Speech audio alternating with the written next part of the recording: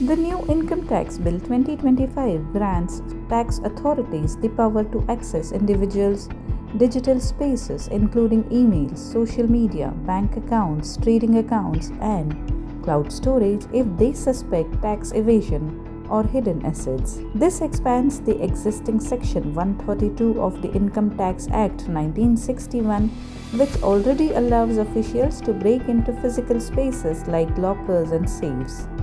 Now, under Clause 247, they can override access codes to enter digital platforms as well.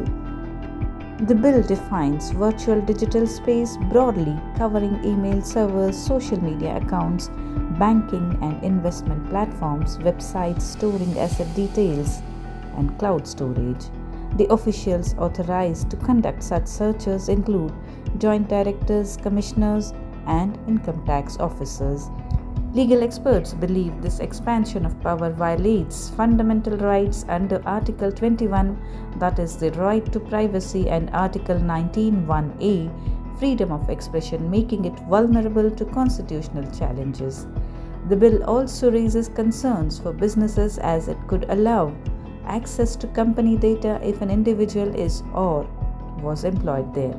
While the government claims it will help curb tax evasion, critics warn it may erode digital privacy, invite legal battles, and reduce public trust in India's tax system.